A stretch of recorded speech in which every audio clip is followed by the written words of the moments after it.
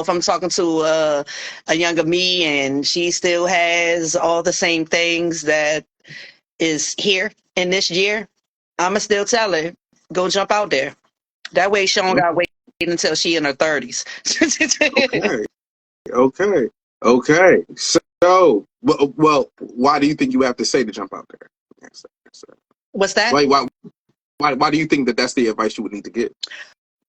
Oh, because then she would be just stagnant in life and just keep worrying about, how other people would feel. Hey yo, G Dash, boy, take your hat off. Fine. This week on Hats Off with G Dash Jones. Hey. Woo. What? Y'all know what you're watching. What? Hold on. You watching Hats Off with your boy G Dash. Whoa, whoa, whoa. You watching Hats Off with your boy G Dash Jones. Okay. I know what you was listening to. That goes by Do Ya by Blueski featuring Songbird off of the Blueski album Out of the Blue. Out of the Blue. Listen, it was spelled with the proper vernacular, okay? Out of the Blue. Shouts out to my man Blueski. Shouts out to Songbird, the goddess, who will be at Sunday Soul Brunch the first week of April, by the way. So had to open it up with the vibes. Do ya? Yeah. You know the vibes. Okay, now, how about this? Okay, so now today, on Hats Off with G Dash Jones. Okay, our guests. What I tell you, we have a prolific poet. Beyond prolific. Literally, not only does she care about the words and the lyricism of the poetry, she also cares about the business of poetry. She is a member of Rap is Poetry. That's a fact. She has her own. Y'all might know her. It's a fact. Oh man, and as some would say, also has her own podcast that goes by the name of Art in My Business. The one, the only, the amazing. If y'all don't know the amazing, we are talking to the amazing Amy Booker. That's a fact, y'all, aka Miss Uncultured Asian. Yes. We're gonna talk about all the things that she's been working on, all the things that led her into this poetry area as she do it. Right, as you know, on Hats Off, I like to talk flavor with the tastemakers, talk change with the change makers. You know what I'm saying? And spit game with the game changers. So I am blessed to be able to have her here with me today. So as soon as it brings her up, we're going to go into it, as well as, in case you don't know, things that happen on this episode, things that will happen today. Oh, also, I'm going to update your local events. Update your calendar. Yes. I have a list of open events. Woo, there she go. There she go. Oh, we got her today. Yes. Hold up. Bringing it up for me. There it is.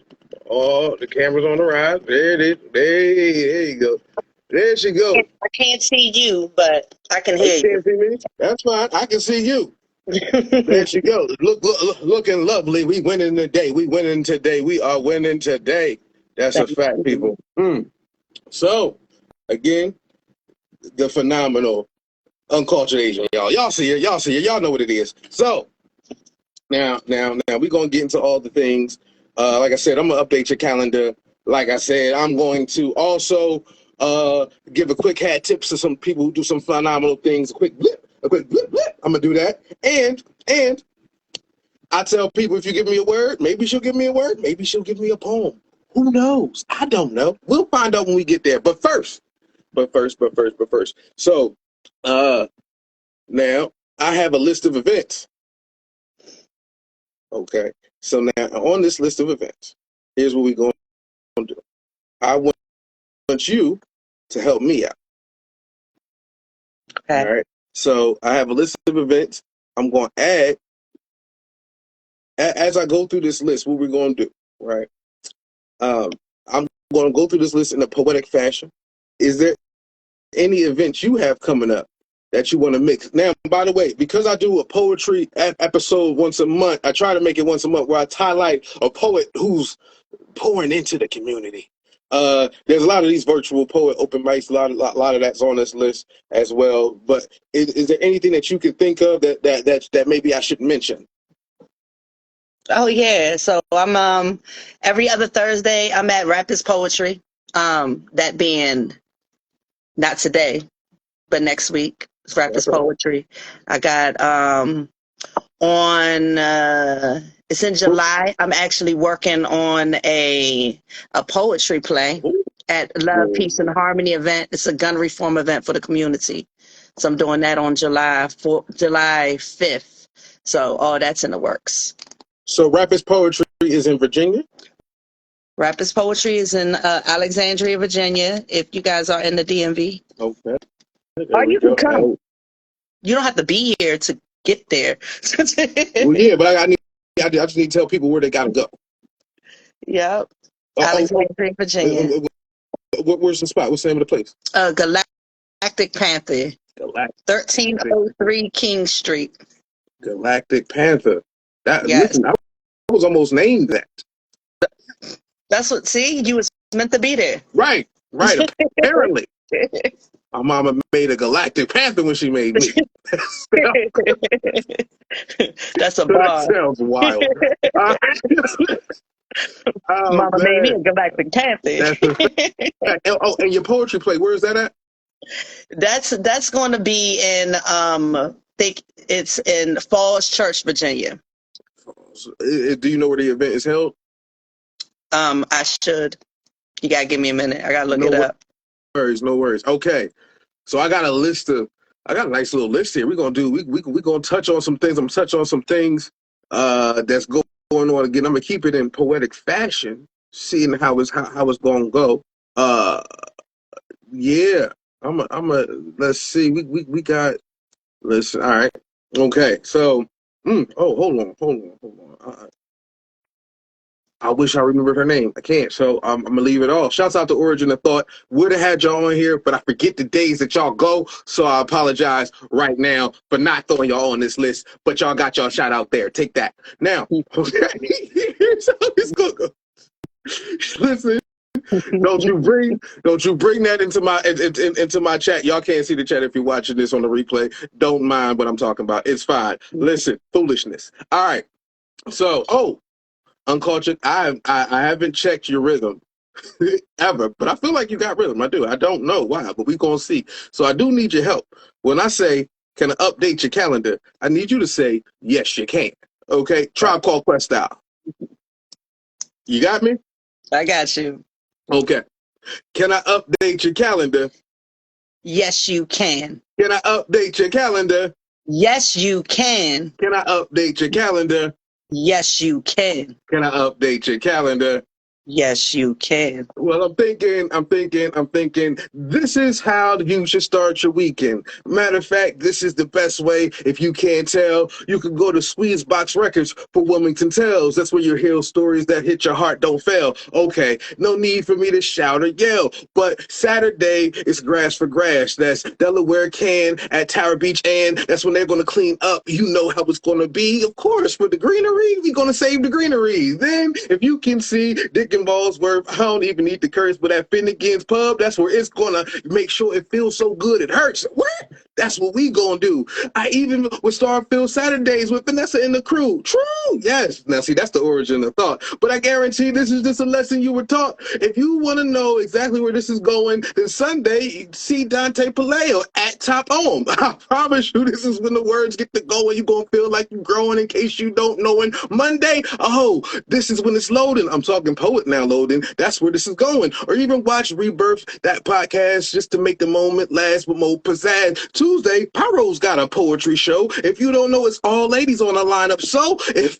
you want to know for a place you can go, then Delaware's business first mixer will let you know. Of course, Ayana Khan and King Creative, they made it live at the Post, so you can say it. That's the Delaware Black Chamber of Commerce. They just found their way into this verse. Now, Wednesday, what you want me to say? Poppy's Poetry at the corner, or I'll be JC, or Ramrock can even speak to me. This is how you can virtually do your poetry. Thursday, well, Rap is Poetry. That's guaranteed exactly where you're supposed to be. So you can go to the Galactic Panther. If somebody said where the poets are, that's the answer. That's a divine night. What? A divine night. Also, that's where you can get it right. So if you're local, there's where you can go to. The Grand Wilmington, guaranteed is for you. That's Opera Delaware, to make sure that you care. The First State Ballet and D. Spence doing poetry.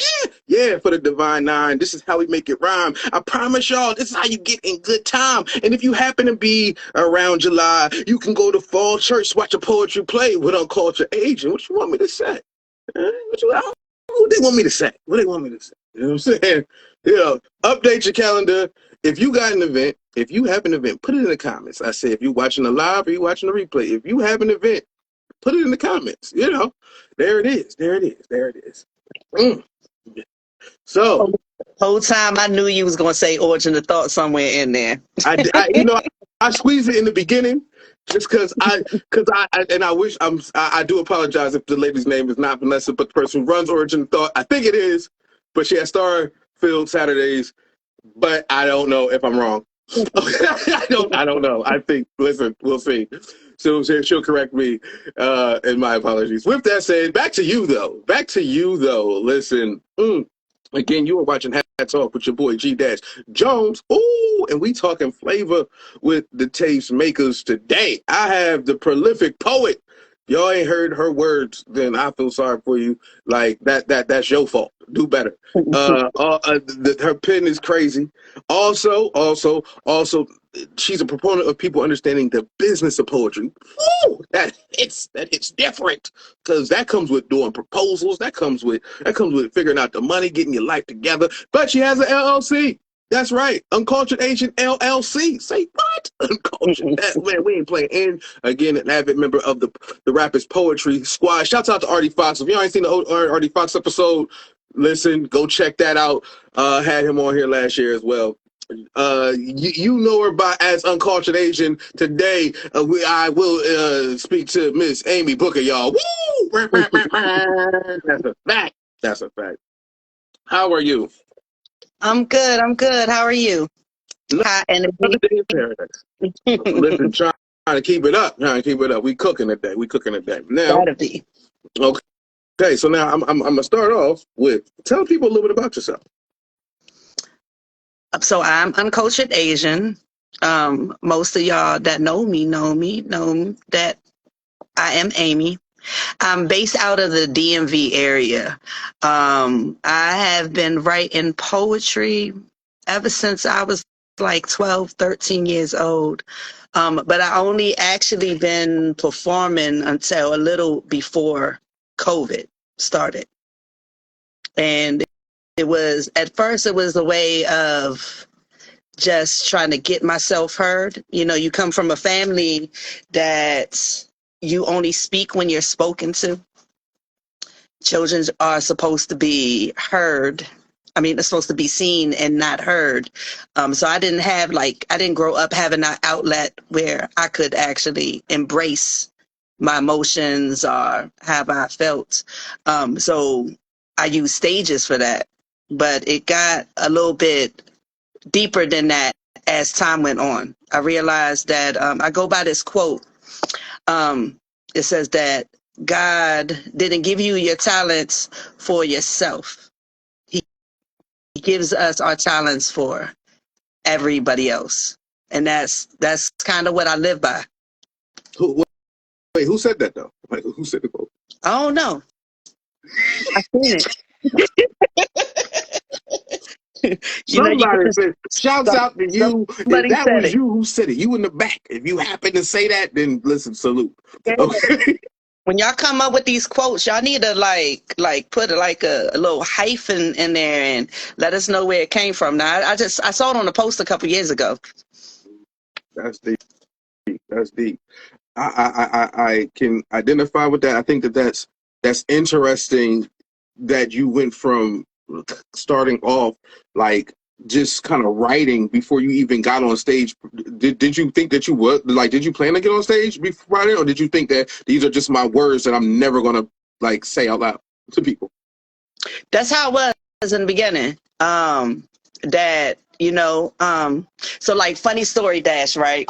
So I think how it started, I used to have this diary, all little girls, the type of diary you had like to have this little fake key in it. A key ain't never really truly locked the diary because you can open it up with a butter knife or an end of a fork. So I used to write in this diary, and I think I had kissed someone. My mother found it, and she was mad. So then I learned after that like I still want to write in this diary, so I'm just going to start writing in metaphors, and that's how it started. Like I just would write in a whole bunch of metaphors. No one knew what I was talking about except for myself. Well, And then, okay. yeah. Wait, Yep. so was this before or after you had you already been introduced to poetry at this point?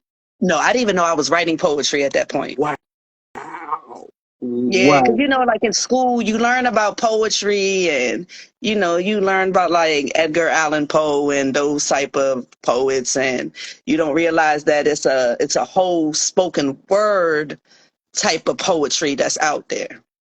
So I think that's what I was doing. I was doing spoken word poetry without even knowing I was doing spoken word poetry. Okay.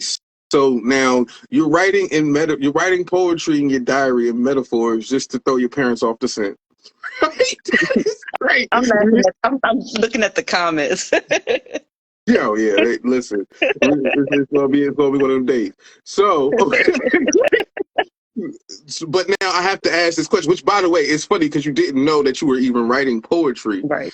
When did you realize that you were writing poetry? I realized that I was writing poetry once I started portraying, like, from going from how my day was to actually displaying all my emotions out there. Like, just things that I was seeing, like racism and gentrification, violence, drugs. I started displaying all of my emotions on the table.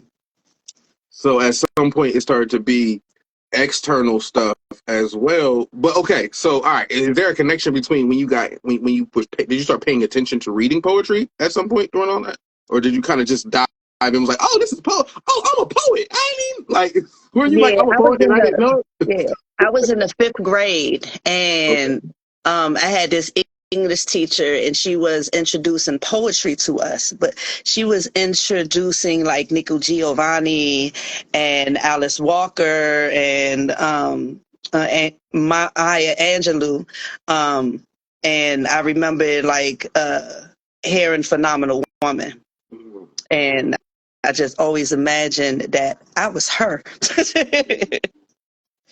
Wow, In the that's midst of dope. everything. That's dope. Okay, so that was in fifth grade. Yeah. So if that was in fifth grade, when did you start writing externally and getting into that deeper level? Like when I was 13. Okay. So, right, because I'm good at math. So if that was, so I'm guessing that was probably like seventh grade, eighth grade. Yeah. Got you. Seven, And the going next into thing you know, so eight. now you start to putting that situation in and start to pouring that out and start to really writing that, and then you get to the point where all of a sudden you want to get on the stage, right? So now, and to the comments, they said shout out to the educators, right? Shout out to that educator who introduced you to that, because I don't know, like, who knows how much that poured into that pit changed you pivotably, as far as what you do. Yeah. But so what was the moment now? What made you decide to get on the stage? Looking at the 15 books that I've collected with poetry and doing nothing with it. It's just sitting there. And I was just like, you know what? Let me just try to go on the stage and just see what happens. And then I found out there was like bukus of open mics all over the city that I was in. What's it? Nervous. What city were you in? And it's in it was in DC. In DC, yep, yeah. Yeah. Peace, love, and poetry all over the I mean, I'm not peace, love, and poetry. What's it called? I can picture the place because they got a bunch of Busboy and Poets. busboy and poets. Yeah, they got like a bunch of them. They like on every other block. Like I was like, yo, We got them like liquor stores out here. I ain't never seen nothing like that. It's a chain of poetry places. Yes. So shouts out to them. Shouts out to the Bus Boys and Poets for that. So okay, so you had 15 books. Yeah. Poetry. Okay, so how long had you been into this at this point?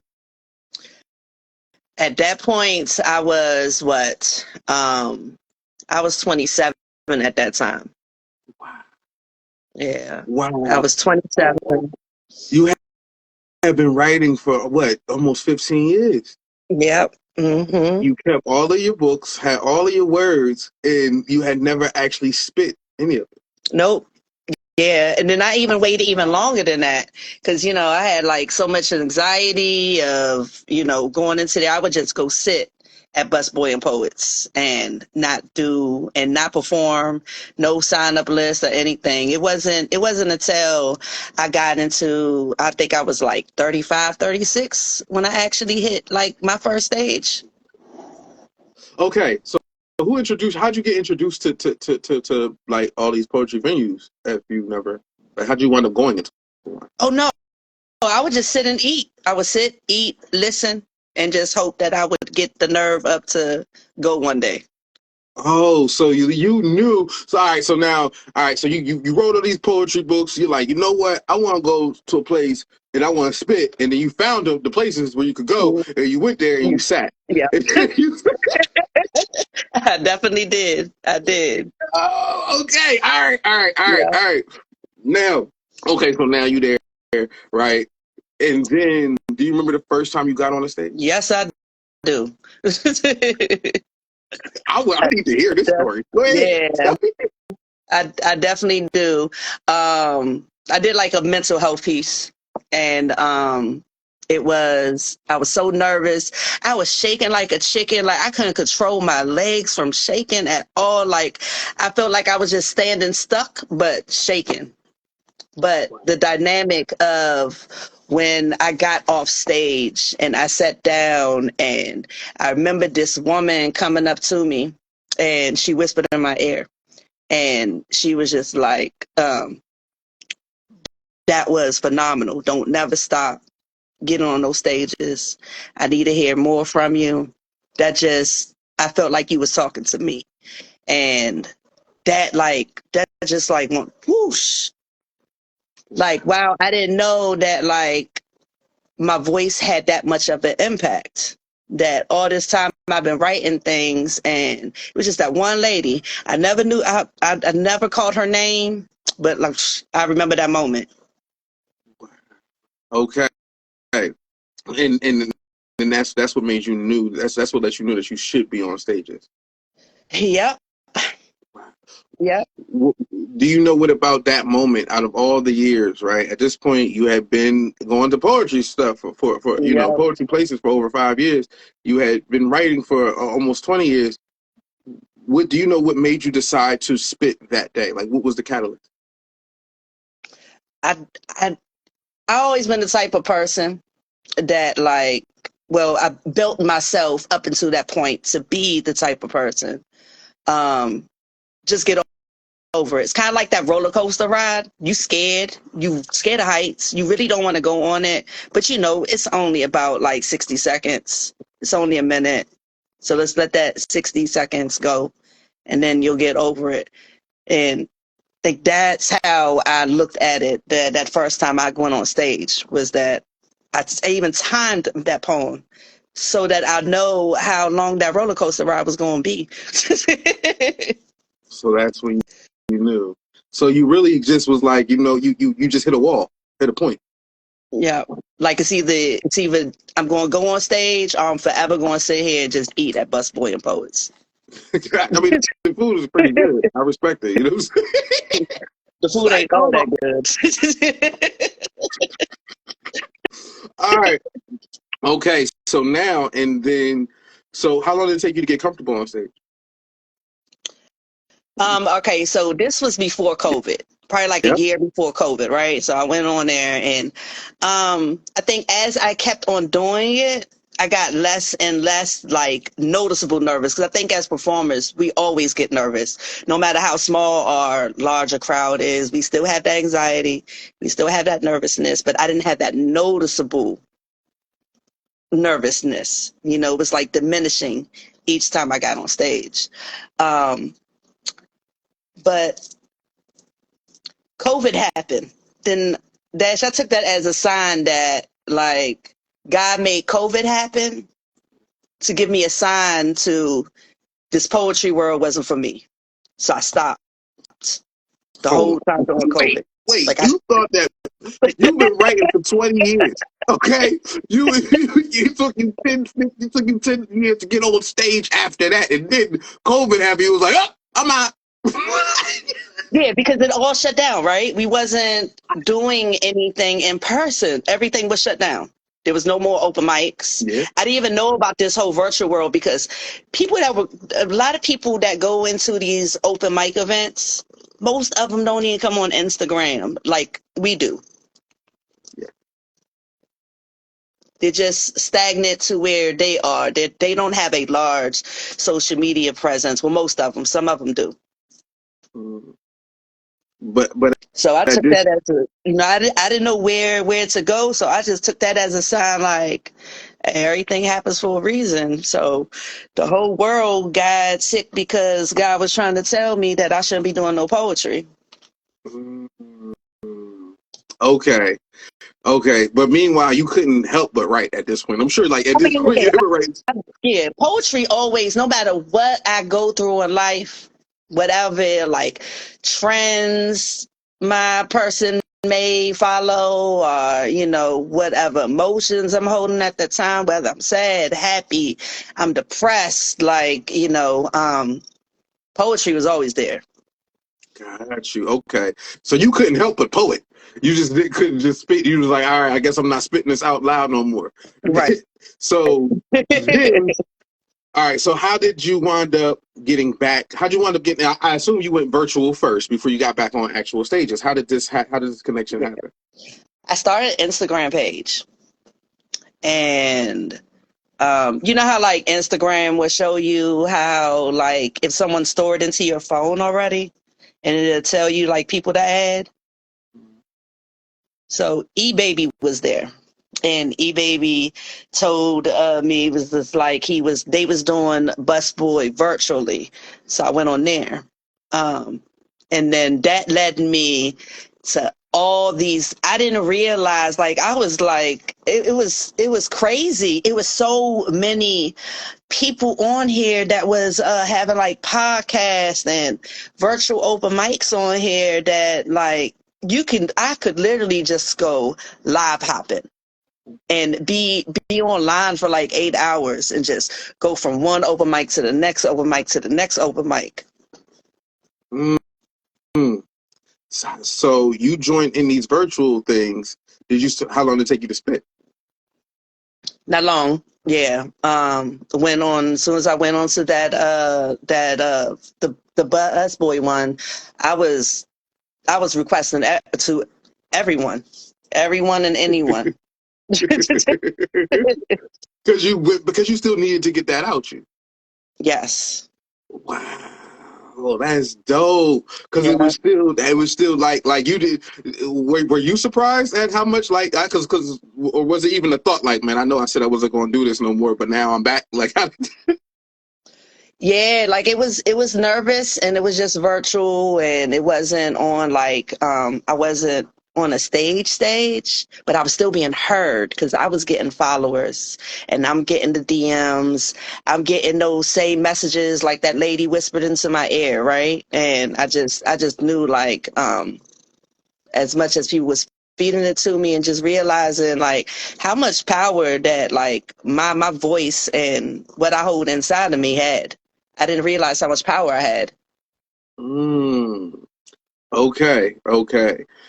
And you're starting to see how you actually push people, right? And I mean, because till this day, now telling this story, I mentioned this to you the other day, but I'll say it out loud. So it's interesting to hear this from you because you're one of the first people I met virtually in this spoken word space, right? So you were spitting. Like you was already it. Like so, hearing how short of a time you did, like you were literally a natural by the time I like it was just what you did. How long did it take you to get back on a physical stage at that point? Oh no! As soon as like Busboys opened up everything, You was back. yeah, I went back like I never left, but more confidence. You know, even like the way that I spoke, the way I walked on stage, I could tell like there was a different confidence level for me. Wow. Okay. Now, in case you don't know, you're watching Hats Off with your boy G Dash Jones. This is where I talk. I get flavor from the tastemakers. And this week, I like to dedicate at least 1 week a month to talking to a poet about a poet who has platforms to actually put people on to things, right? I like to make sure that we can highlight because it's a nice amount of y'all that's doing some things that actually not just support yourself in poetry, but support other people in poetry and help other people grow and build and all of that, right? So today I have somebody who is known for doing that. In case y'all don't know, this is when we're going into the phenomenal Uncultured Asian now. Literally was writing for almost 20 years, and then it took 10 years before she went into a spoken word spot. Then took 10 years almost to actually start to spit. And the wildest part, she only 27. So like I don't know how the math does that, y'all. Okay. now, okay. All right. So at some point you connected with Poets Playground, right? And you started hosting. Were you hosting lives with them? Yeah. So like funny story with like Poets Playground, right? E-Baby told me like they do open mics, add them too, right? So I went on there and I never even seen no one before. I just pressed request. Like I said, I was going anyone's live, even if they wasn't like a poetry, I was going rappers' lives and everything. But Poets Playground, I requested and I did a piece. And at that time, I used to call myself That Girl BG. But then one day I was just like, man, who am I? Like I heard a lot of people talking about like they were doing like prompts at that time about writing a poem about who they were. So I was questioning who was I, and then I had wrote Uncultured, and I went onto the platform and I did that piece, and I didn't even know what I was getting into. I didn't know they was running like a contest of like the best performing poet on their platform. I won with Uncultured. And I still remember it was like Queen Liberati, me and her was going neck to neck, and they had to do like some type of tiebreaker with us. Yes, BG like the rapper, in case anybody wasn't sure. Yes. With Cash Money. They called her, she was Uncultured Cash Money. Sorry, I had to say Cash Money, Poetry Records. Wait, so what did the B stand what did the G stand for? Like I know. So my last name is Booker, right? Yeah. So you say it real fast, it sounds like booger. Okay. They bubble guts. If you say it real fast, it sounds like boogie. So that's what they used to try to like make fun of me in school for. They be like Amy Boogie. Boogie turned into Boogie, and then Boogie turned into BG. So if you know me like from my high school days, that's what people know me. Hey, I'm good sorry. job, PG. Listen, you don't have to acknowledge this, but you can tell. Listen, I'm gonna talk to y'all, but you can tell she's been around black people. Like anytime the nicknames transform like that,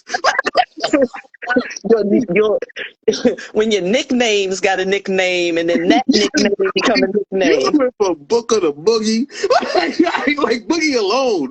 That's listen to that to BG, like they should have been BG. Like that is wrong. Oh, Okay, so oh man.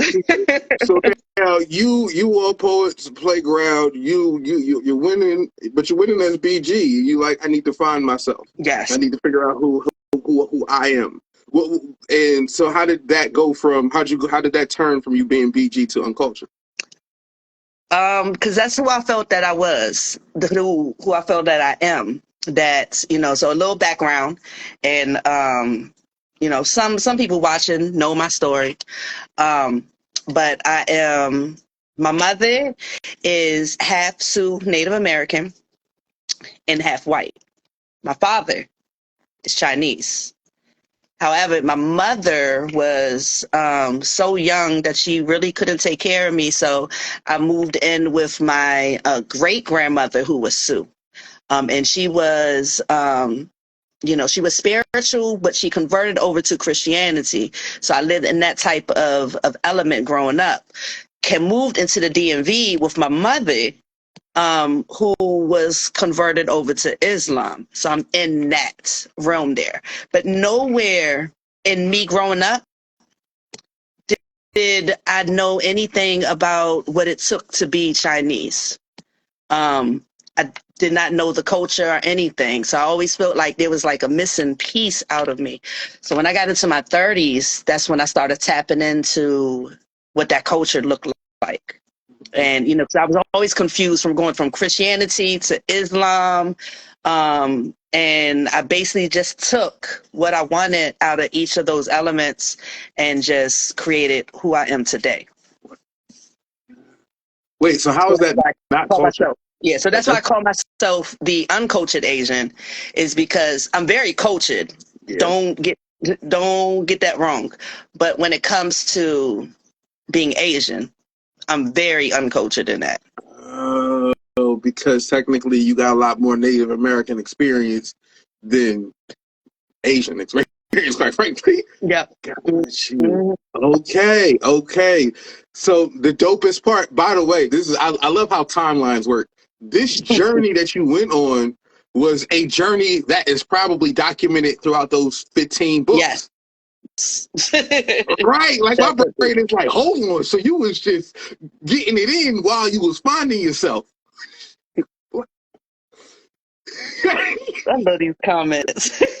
Yo, if you watching the replay, you gotta be here on time and watch it like live, because this is crazy.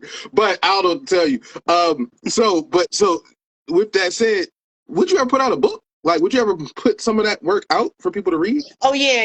Yeah, I'm actually like in the process of doing that. Not like a lot of people, they have their first book and they put it out so quick. I'm just like, man, I'm jealous of y'all. How y'all doing this? This like my baby. And like I've been taking my time with it. I'm formatting. So my goal right now is to have it out before my birthday, which is in June 15th. So that's the goal. I want to be able to have it out before that day comes. Okay, so it's coming out this year. Yes. Word. Oh, hold on. Y'all gotta replay this back when it's time. When the book dropped, y'all gotta replay this. I like this. Last year around this time, I had Ramrock and he announced his book. Right. I had Bonita, she announced her book. I had Pyro announce his book. Now I got Uncultured announcing their book. I have the listen. You in the back. You watching this? When it's time to announce your poetry book, hit your boy up. We're gonna have a conversation. Come sit down on the line. Okay, so we can talk about it now. But here's the thing that is interesting to me. It was harder for you. It's harder for you to put together the compilation to put your book out than it technically was for you to get on stage and spit it out loud. Do you Right. like why? Do you think that there's a reason why? Like, because you would think that the anxiety for coming on stage, like you would just be like, all right, y'all can just read it. I ain't gotta watch y'all read it. But that feels like it's scarier to a certain extent than on stage. It is. It's like I don't want to mess up, because this is like, I don't know. I'm looking at it like it's like a legacy. What if this is what I'm going to be leaving behind? You know, um, my time on Earth is limited, like all of ours. But a book, that's going to be forever. So that's going to be here. That's how I'm looking at it. Like I just, I kind of just want it to be like flawless. And I know we all human, we make mistakes, but Wow. Okay. Now, with that said, and into some of the comments, shouts out to the slow approach. I think that the beauty of it is you having multiple books in you, right? I think that's the and this is your first one. I think it's like your first album. It takes forever to they say it takes forever to write your first album, right? For me to write, in all honesty, when I wrote my first book, for me to write that one, I got one out. When I did that one, it was like, hold on, wait a minute, because you care about the messaging that it comes. So you've written, and don't get me wrong, shouts out to y'all who kind of some people do compilation books, and listen, shouts out to them. No knock on that at all, because I think that it's a blessing to be able to put yourself out there. But I think for you, there's a little bit more intent in how you want the reader to land through them. So I think that's probably where it's at for you. When you think about the experience that you want them to have, some people put out art and it's like, I want you to have whatever experience you have. You want to take them on a journey, it sounds like. Yes, definitely. From the first beginning of my time to where I'm currently at in life, I want you to go through every element that I went through. Oh, so this is like literally you're taking portions from different parts of your life and putting this into this space. Correct. Okay. And what's the title? Broken Glass Everywhere. Broken Glass Everywhere.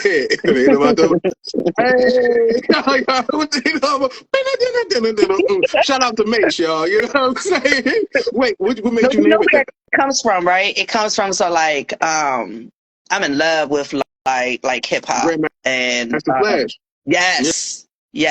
Broken glass everywhere. Yes. But what made you go with that? Because that's what it was, right?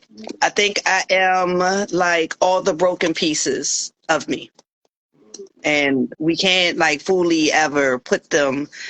We could try to put them back together, but there's going to be seams and there's going to be cracks, and I think that's how all of us are. We all are like broken pieces of who we used to be. So your title was a poem. You still writing metaphors just to confuse your mama. I can tell you still just confusing your mama with metaphors. That is fire. Oh man, I'm excited for that. I think that's made to resonate. Now, so okay, right. So now that you're at this space of getting into the poetry's playground, right? Yes, you want it back to the playground, right? Yeah. So I was showing my presence, every single week, and then I jokingly was just like, I don't care what y'all say, I'm part of the poet's playground, like. I'm going head first into things. If I see an opportunity, I'm taking it. I'm going to create. And then like where I'm at now, like I'm creating opportunities for myself. I'm not waiting for someone to hand me an opportunity anymore. I'm creating it. So I think that was the mist of it, of me creating a place for me where I just said, look, y'all, I'm part of y'all. I'm joining y'all when we hosting. Wow. And next thing I know, I'm hosting. Wow. The entertaining part to me about that is you go from this person who's like, I don't know if I'm gonna get on stage. I don't know if I want to do this. I'm not sure if I want to do. So so I'm hosting with y'all. Okay, all right. Y'all going like I'm not. spitting too. Okay, we gonna get that. Glad we had this talk, son. Like, like that transition of timid to like I'm taking mine. Was there a catalyst to that? Yeah, that's you know, I jumped in it like the second time around after COVID, and I was just like, you know what? This is where I want to be at. I'm jumping in head first. I'm not crawling no more. I'm not walking. Like I'm running into wherever I want to be at. Mm, And I completely feel it. Like life happened, and it was like, wait, maybe this is a sign. And then it was like, man, no, it's not. And you were like, hold on, I'm here. We cooking. Like, my bad. I didn't even try to stop. Okay. Yes. yeah, Yes. Oh, absolutely. Shouts out Goon Squad. yeah. Deep Thought, no. So shouts out to Deep Thought. Oh man. So all right, so now you get into was that the first virtual open mic that you started hosting? Was that your first time doing that? No, I mean, before that, I was doing my own lives. I did a thing with Ghetto Messiah. He was co-hosted on my platform. We decided to do this thing called Other People's Poetry. And it's been a year since over a year since we haven't, just me and Ghetto Messiah just been like so busy, and it just want to feel right to do it without him. When we do bring him back, it has to be like something that can work out for both of us. But me and him, we just got like so busy, like with in-person events that we just can't coordinate. A day and time that we can do it. But OPP was thought of because we just want to show homage to those that are in the craft, whether they're not here with us no more, they're currently here with us. And we just have other people come on into the open mic and not just do their pieces, but to read from other people. And we don't care what it is. It could be, I had someone read from a Dr. Seuss book, just showing homage. Classic. Yeah, I think that's all of our like first poem we ever heard. It was from a Dr. Seuss book. But yeah, just showing homage to all of those that put work out there, and that's what we did. So no one came on the show to actually do their poems. They always did someone else's poem. And even like if no one came up, like I would just get one of the poetry books that I done bought from one of y'all, and I just read from that. Wow. I'm gonna so fun fact that's a like a poetry reading, right? I hadn't like that for me. That experience is so recent because I didn't even know that those existed where people would go to a place and read someone else's poetry. I was so used to spoken word being you conveying your own words, and then I realized, oh wait, there's a whole other world of poetry readings that happens. Yeah. Like it's just not like think about it. You got karaoke. Those not your songs. That's not your raps. If they do it in karaoke, why can't we do it in poetry? Listen, I'm with you. I think that it probably needs to happen a little bit more just to salute some of the poets. And I ain't gonna lie, the hard part is, listen, if you're a poet, sometimes there can be an ego that makes it hard to spit somebody else's words. Like that's a thing. Like that's a thing. Yeah. You know what I'm saying? Like maybe it shouldn't be, but it is. Right. So I kind of can see both sides. So okay, right. So you got other people's poetry. You got you do Poets Playground. At some point, you trickle into this rap is poetry thing. Now I don't know if okay, I want to know. I gotta pause and ask you this. Did you used to rap? Like did you rap? Because you wrote all these books of poetry. Were you at the crib with rapper hands? I want to know if you was like When I was 16, it was a group called it was a recording company called Maximum Capacity. And okay. I used to write like a couple of lines, a couple of bars, couple of verses on some of their artist tracks. I never had the nerve, even back then, like doing that, to actually rap on my own. That's what they really wanted, but I wouldn't do it. So they just had me write verses. So you were a ghostwriter? A little bit. Oh, Like, yo, that is if wild. had I known what I knew today, like they were paying me. I was 16 at the time. They was paying me $5 for a bar. $5 a bar. Yeah, Six. if I knew what I knew. Did you ever write? Did you write the whole 16? Yes. Okay, all right, interesting. Yeah. Yo, you right. Yo, that is But wild. at 16, I thought that I was doing a good job. Right, A little bit of money in my pocket. right. What was you writing about? Like, were you writing for men or women? I was writing for a guy. Yo, so, yo, BG. Yo, your nickname being BG, aka Boogie. You writing bars for grown, well, for men. You know what I'm saying? Teenage boys or men. You know what I'm saying? They up in there spitting with the I mean on. Okay, like that is crazy. Listen with this. Like, can you? I can't imagine the rapper who his bars was written by the Asian, white, and Native American girl. Like she wrote his like Drake. Like she was Trick me to hire me. yes, if you knew what you do now. Listen, if you would have got to him, hey, so somebody call Aubrey, tell her we got an uncultured here, ready to light him up. Listen, the You battle know, would have went down I way could have different. helped him with his poetry book. Like, I don't know why he wouldn't like just hire me. I got a lot of books. I can give you one of them. That's a fact. That's a fact. No, listen, but that's okay. Culture, he not like us. So,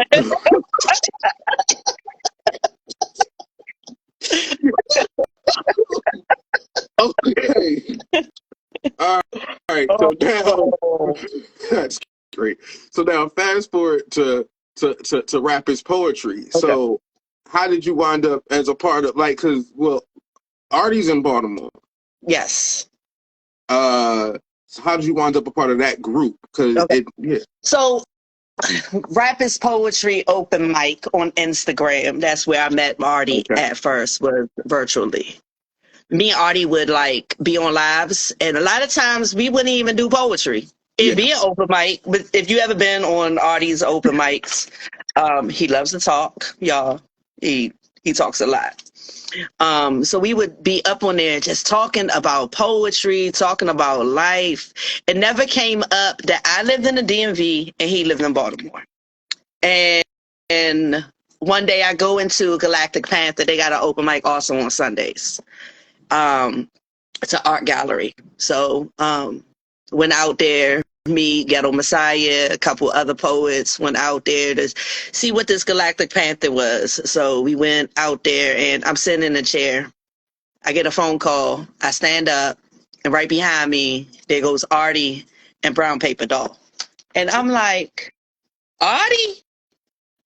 Like, I ain't know you around here. And he was just like, nah, I live in Baltimore. And I'm like, man, what? Like, I did not even realize that we lived in the same area. Like, we never even discussed where each other lived at.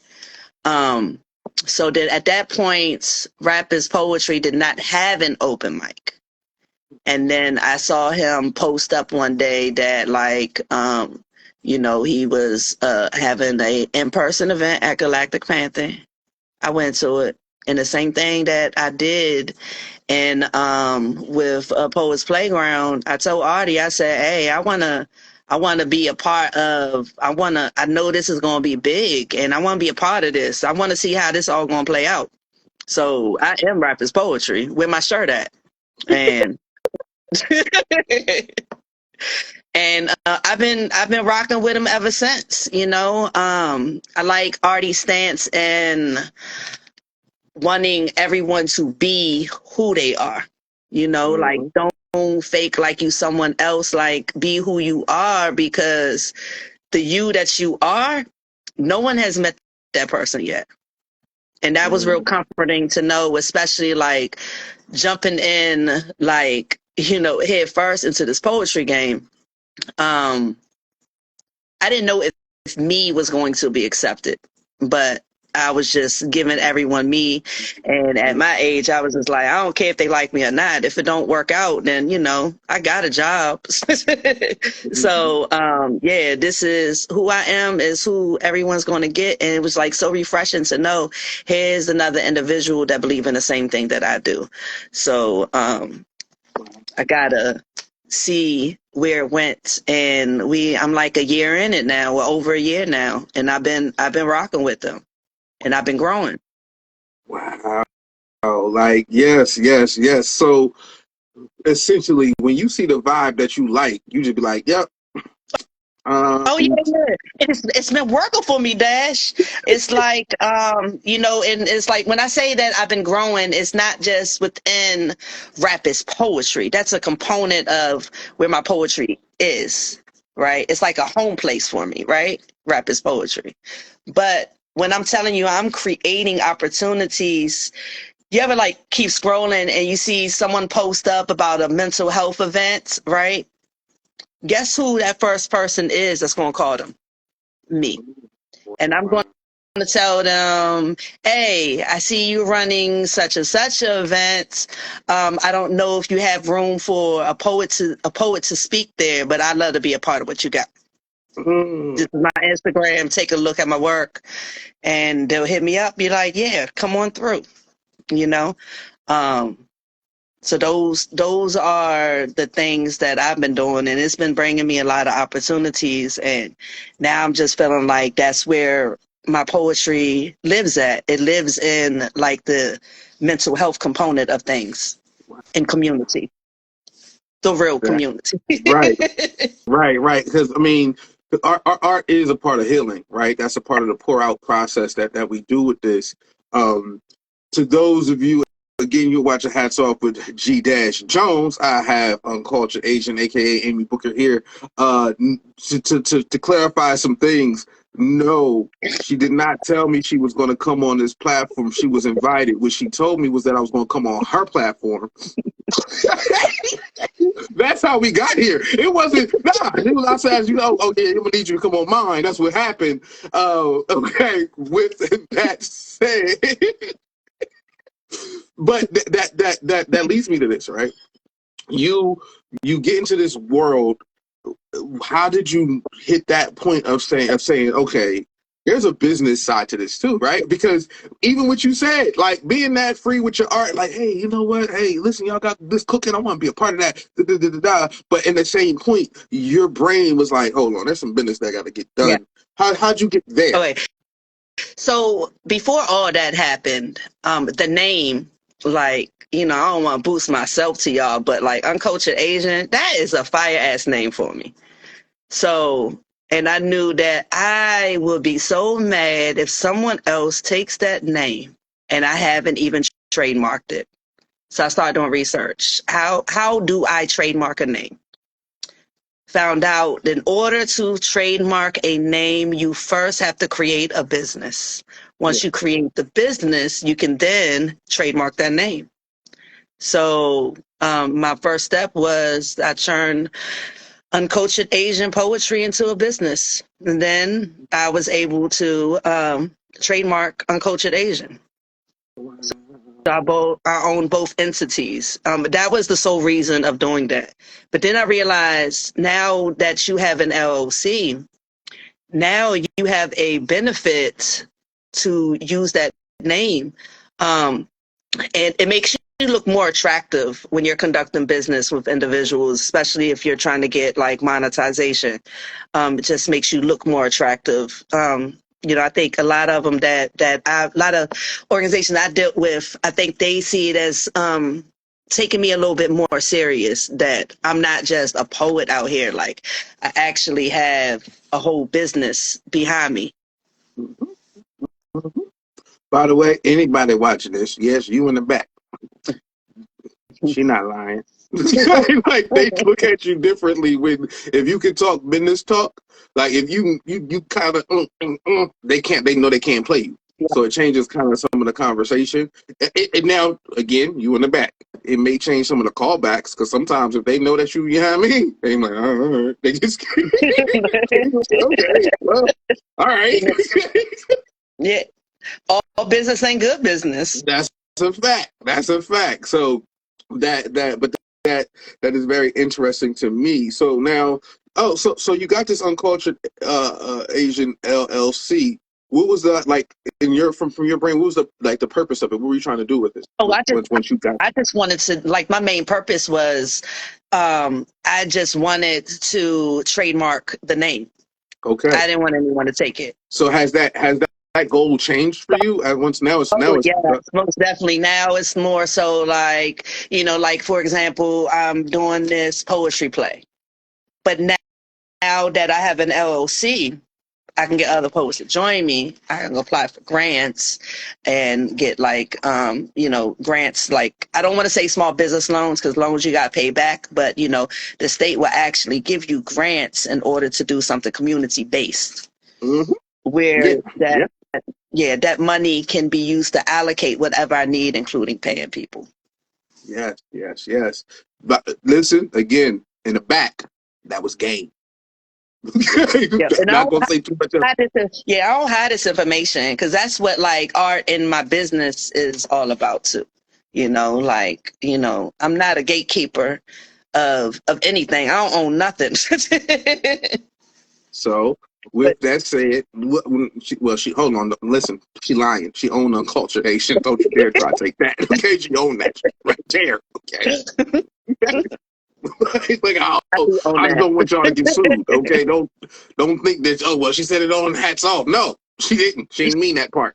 So okay. That's it. But you brought me right to where I want to go. So all right, what made you then say, you know what, I want to highlight some other people's business and some of the things that other people do? The sole reason of it was I would get DMs when people found out that I turned Uncultured Asian into an LLC. And they would ask me, how do you do it? What's the steps to do it? So I was like, you know what? And it was on my mind for a long time. I was like, I need to create a platform where I can have artists come on to talk about their business, to talk about the why they got into it and what they're doing with it, where they're trying to get to, any type of obstacles. Because in reality, there's a lot of individuals, well, it's a lot of poets specifically, that don't know what they can do with their poetry. And I want like the world to know that you can do more with your poetry than get on an open mic list. You don't have to limit yourself to just that. It's a plethora of things that you can do with your poetry. Like what? Like, for example, what I'm doing, you can go into like the mental health sector. Anywhere where you think that there is not poetry, there is. You can be commissioned for funerals, for weddings, for schools, jails. That's a big component right there. Workshops, museums, there's anything community based, you can add your poetry in it. Shoot, even if you want to go pop into a grocery store and ask them if you want to hold an event there, you can do that. No, listen. You gotta get permission first, though. You always gotta get permission, but I mean, permission can come with the check. That might asking for the permission might be like asking for the paycheck once they know that there's a promotional space that's being done, right? And I think I'm glad that you said this. That this is super important. I think that it's important that people are aware of that, because a lot of times people look at like and don't get it twisted. I think that this happens in art. That people write off art, like they people are artists until they graduate high school and be like, I don't know what I'm gonna do with this, and then wind up throwing away talent. That's like, oh, you can use this for your next level of greatness, right? There's a business here, So this is the thing that's like, I want people to know that it's technically necessary, that is super necessary for people to kind of get into it. Shouts out, I want to give a quick shout out to Christoph Jenkins, the poet life, because he was one that kind of helped me understand that even if you feel like some people would say that they don't want poetry involved, all right, I got some creative messaging. And then let them once you're in the door, then they don't people don't know what poetry is, and it sounds crazy to say Exactly. this. Yeah. Like it sounds nuts to say people don't know what poetry is, but they don't. Nope. So like They you don't. gotta like show them. It's limited. It's so many different poets and so many different styles, so many different messages. We don't all speak on the same thing, and it can even get to the point where, like, wherever you want to put poetry, write a poem aligned with that, make it work. You can do Yes, yes, yes. The poetry business is everywhere. What are some of the interesting things you've learned from that artist business podcast in that space? it. That there are a lot of people that do not know how far they can take this poetry. A lot of people limit themselves. It is the main thing that I learned, because a lot of people just don't think outside of the box. They're, one of the biggest questions that people ask in this poetry community is, how can we make poetry bigger than what it is? Right? That's like the main question. But the answer is us. As long as you stay stagnant and do that one thing that you think poetry is allowed, then it's not going nowhere. We got to be that. We got to be that different person and say, poetry's not allowed at X place, so let me be its why, and just do it. You jump head first and tell people what you about to do. I want y'all to know, in case y'all don't know how much of a poet she is, she just gave you an algebra poem. Okay, it was real short. It might have been a haiku, but listen. Okay, that was an algebra. If poetry's not allowed in X place, then you gotta be the Y. And it's like, she just gave you an algebra poem. Like, I didn't even.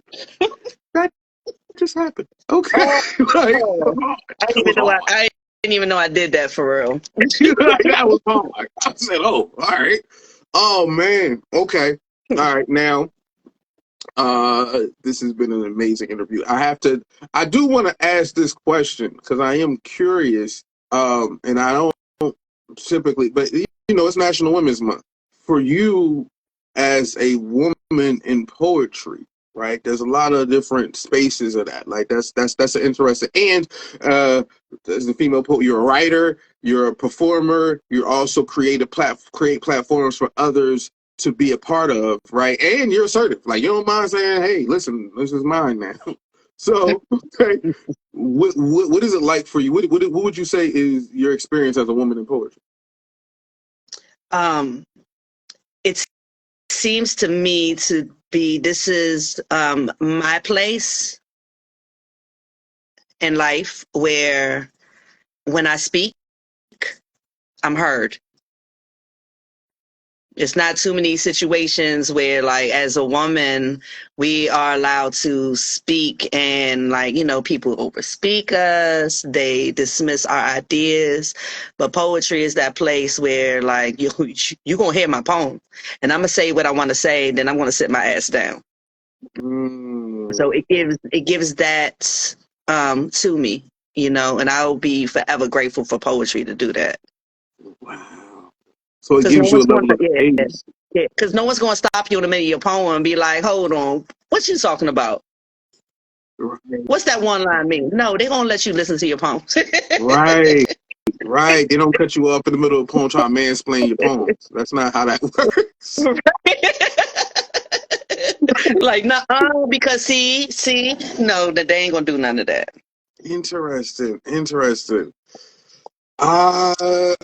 Okay. Have you ever written a poem about a person and then they heard it on purpose and it wasn't a con? Because your poems, so by the way, if you haven't heard Uncultured poem until recently, like recently, they're happier, but there was a time.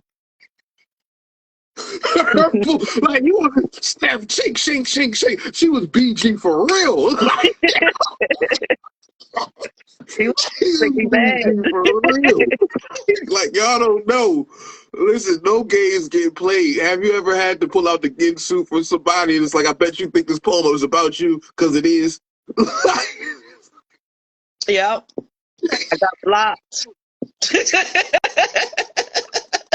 Yo, wow. Oh, I definitely got blocked off of that. it's funny. You made somebody cry. Don't do that. Listen, if y'all listen, you again, you in the back. Don't weaponize your poetry unless they deserve it. In which case, do what you want. Let it out. Okay, shake I them. tell them, Shake them.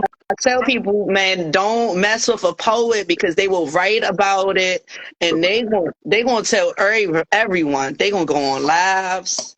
They gonna go on stages. They gonna add it in a book. It ain't nothing you can do because we write in metaphors. Yeah, but the worst part about it is you'll know it's about you. Like won't nobody else know it's about you, but you'll be pretty So, confident that applies to you. And you like, wow, me though. Yeah, you. Okay. Woo. All right. Now, this is the last question. I asked all of my guests this, right? And I'm very curious what you'll say. If you had to give advice to a younger version of yourself, young BG, cash money is an army, Petty at a navy, you know what I'm saying?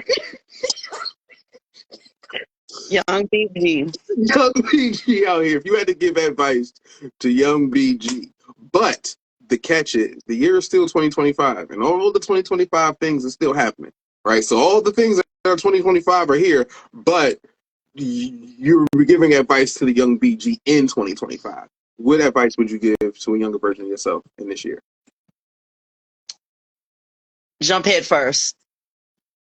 Mm, Yep. okay. Because the year wouldn't make no difference. You know, if I'm talking to a younger me and she still has all the same things that is here in this year, I'ma still tell her, go jump out there. That way she don't gotta wait until she in her 30s. Okay. Okay. Okay. So, well, why do you think you have to say to jump out there?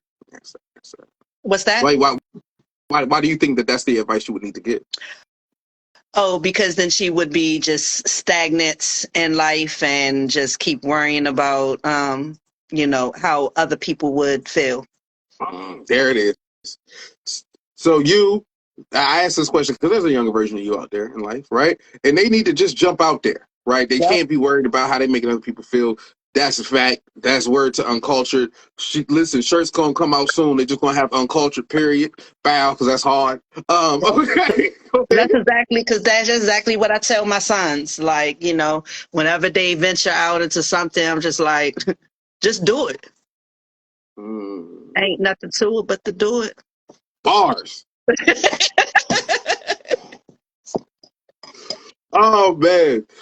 Okay, this has been a phenomenal interview. I thank you so much for joining me. Now, as you know, I tell people if you give me a word, I give you a poem. Because you are a poet, whenever I have a poet on my platform, again, this is hats off for G Jones. When I have a poet on here, I give them the opportunity to either do a poem or to give me a word or give me a poem. Either way, I will reply with a poem. That's what's going to happen. So while you figure out what you're going to do, I like to do what I call the quick hat tip. Blip, blip. So the quick hat tip, blip, blip, where I will show some love and gratitude to some phenomenal people. A few people who did some phenomenal things.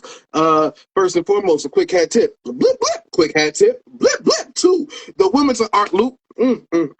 Listen, I was outside, hat tip to the Art Loop, to Poetic Artistic Connections. That's me and my man Grillo. Shouts out to him. We got the soundscapes. We was out there hitting all the galleries. We probably hit about 5 or 6 different galleries on Friday during the Art Loop. Shouts out to all those involved. I'm talking about we was at the Reading Gallery. Shouts out to Tish. She curated that. I'm talking about the Soul Firm. Of course, we was that made sure we stopped there. Shouts out to Nataki with that. I'm talking we was at Dr. J's Academy for Peace, Brian Mills. That's on I put that up there now so you can kind of watch it. Chris White.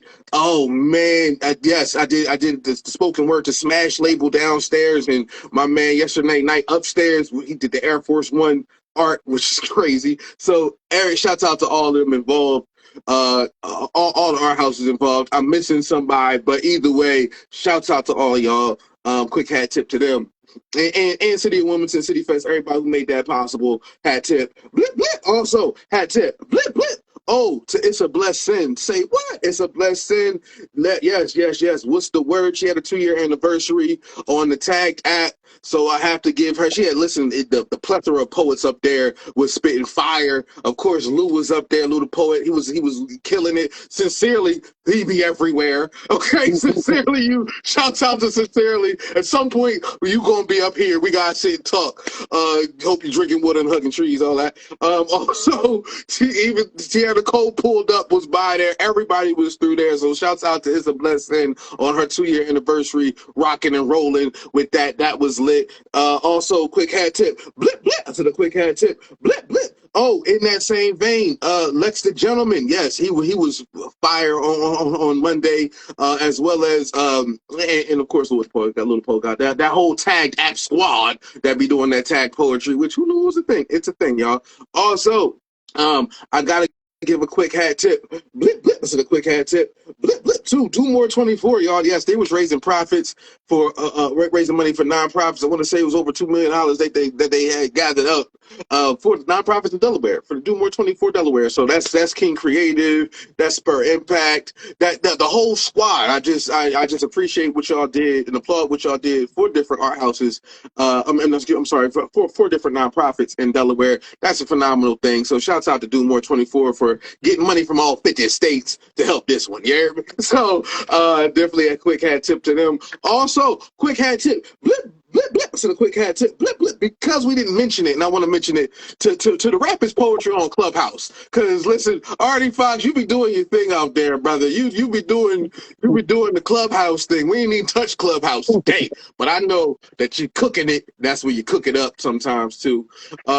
With that said, last but not least, quick hat tip. Blip blip. So the quick hat tip. Blip blip to you, Amy Booker, Uncultured, who taught me that the reason why she say Uncultured is a tag. Like with FABO, be like FABO, she just ends it with Uncultured. But it feel like a mic drop when she say it. It's so hard. What?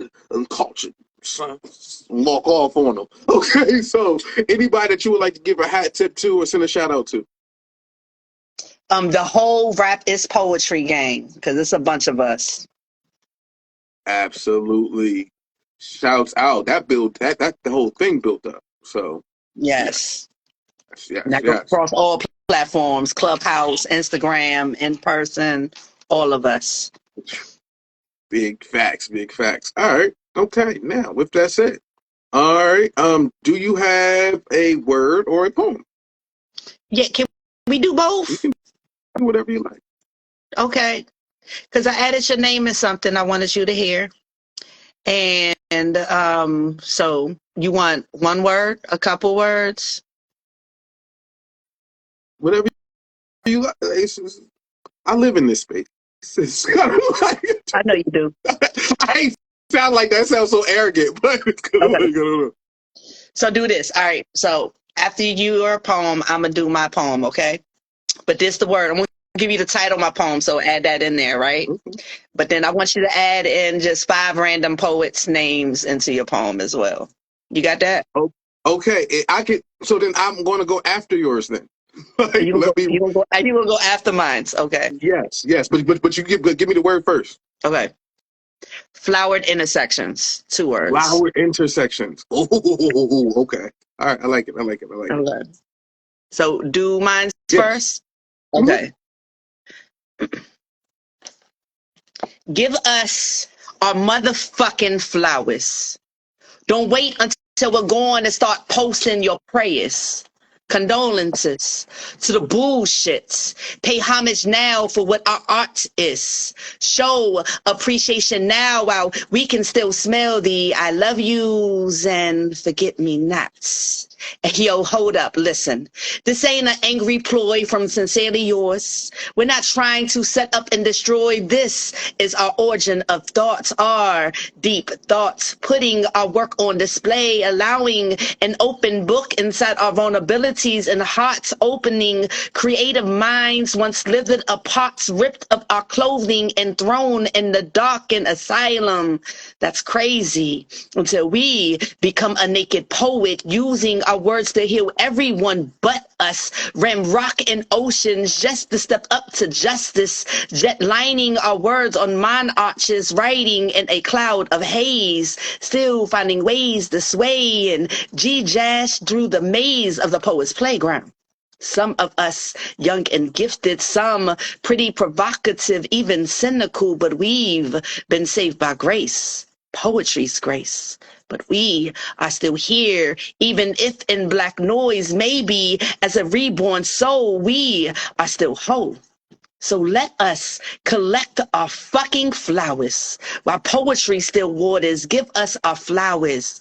We can still grow as we write, how we see the sea flow, as we be on point with our words. Oh, my word is poetic insanity, how we become poets of the galaxy, using our creativity, shooting stars, cosmic like in slow motion, stars that form together like traveling poets clustering together, making Gemini foxes, embracing the brown paper dolls over top flowered arches, dancing in the wits. Together, we take poetry along and walker towards the ain't right tribe, where we surpass pains and cries that creates fires like a pyro, where we embrace the love of blood brothers and every Bella with a queen in her name, aiming and putting claim, because our name is written about.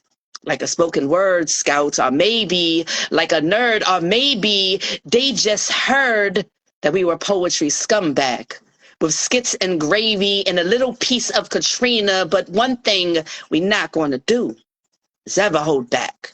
We release the liberati and stand strong on the back of a shoe. This is the project phase of what they going to see us pave.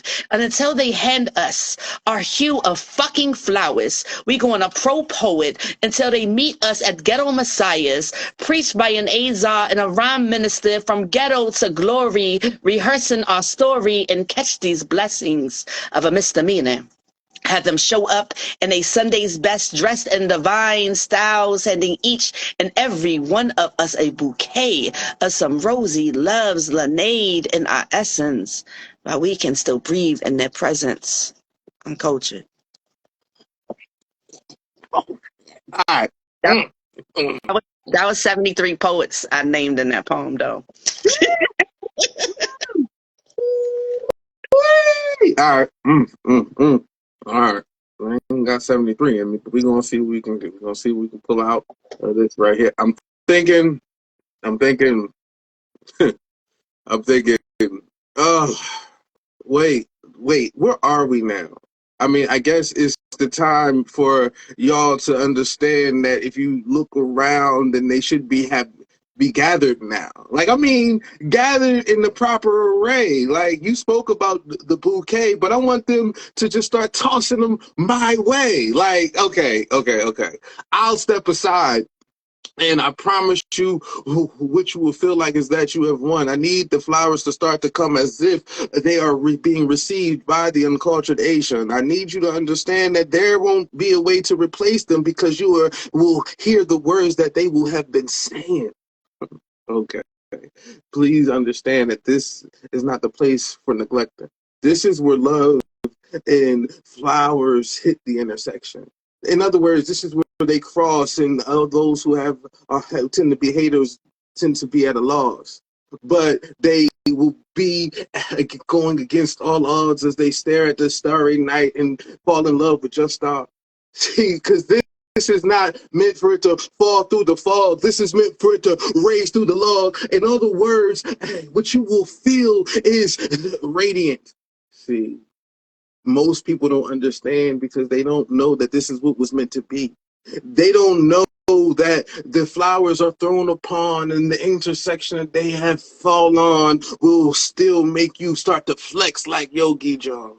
Okay, that's just how you know that the type time has you feeling like you out of your right mind. But this is how you can understand that these words can move so fast that it feels like you're lost inside of the blur. This is when I know that these moments that their words have truly got you.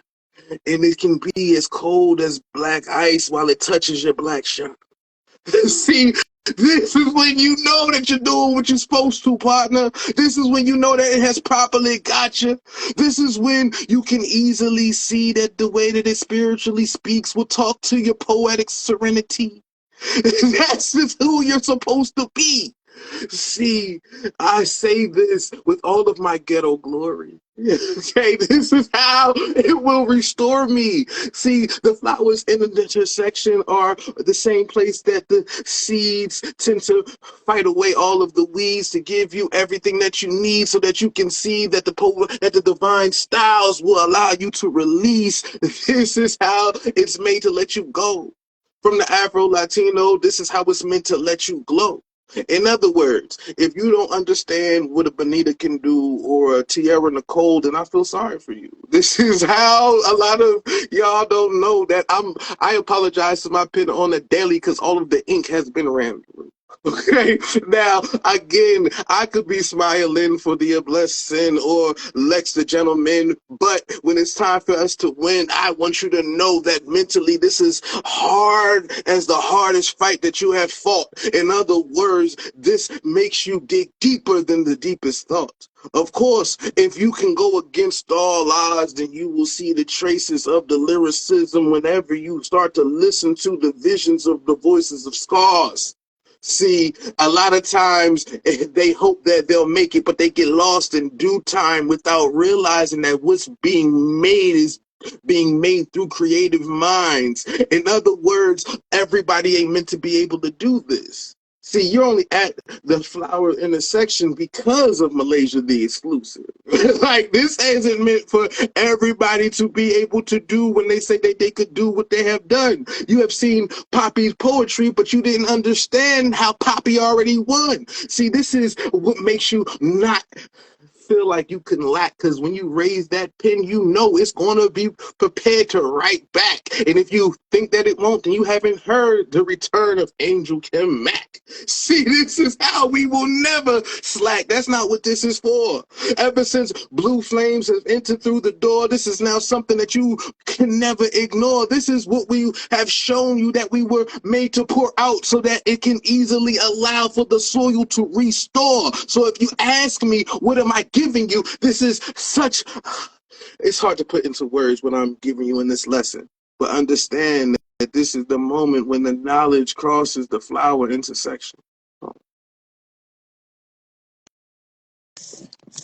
See, you did it. Not like you, okay? Like you. That was, listen. That was, listen. This was fire though. That was dope. That was dope. But you did about like 30 poets and didn't even know. And don't know. I don't know. I don't know. I started to kind of, yeah. So shouts out to everybody who was mentioned and everybody who wasn't. Right? That's love right here. So this was a dope episode. Thank you so much for joining the show. This was a blessing for me. Like I said, I told you this before, one of the first people I met in this poetry world up virtually. So I always looked at you like, oh, wow, like, and your balls be so hard. So it's just, oh, so amazing to actually have this conversation. I appreciate you for coming up here. Anything you want to say before we get up out of here? Just be y'all. Don't worry about trying to be someone that y'all not. Just be you. Just be you. Absolutely. Pure facts. Yep. As I always like to say, love yourself first and everything else will fall into place. I'll see y'all next week. Hats off with G-Jones. Peace.